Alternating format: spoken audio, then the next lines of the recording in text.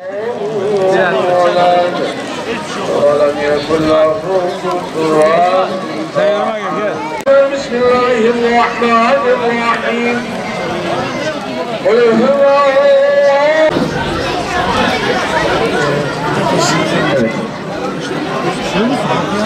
Ama konuşması abi yapıyor.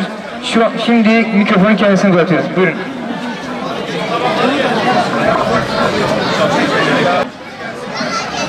Kıymetli kardeşlerim, biz Müslümanlar hayatımızın her alanı İslam'a göre olmalıdır.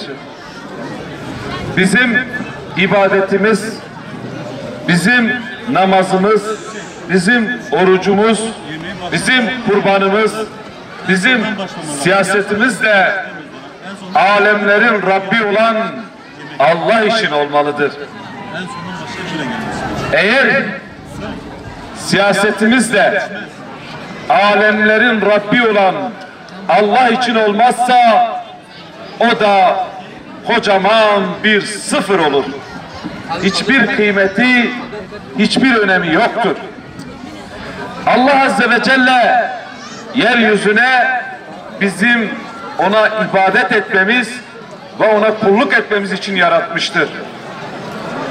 Allah'a kul olmak bizim için Cumhurbaşkanı olmaktan daha kıymetlidir. Her şeyden önce bizim Allah Azze ve Celle'ye kul olmamız gerekiyor. Allah'a secde etmeyen bir baş, ne eyleriz biz onu? Allah'a kulluk etmeyen bir beden, ne eyleriz biz onu? Allah yolunda olmayan, istikamette olmayan bir makamı, ne eyleriz biz onu? Allah yolunda hizmet etmeyen bir makam, bir idarecilik, bu bize ne fayda getirir? Sonuçta kaç günlük bir dünyada yaşıyoruz. Ve bu dünyada her anımız imtihanla doludur.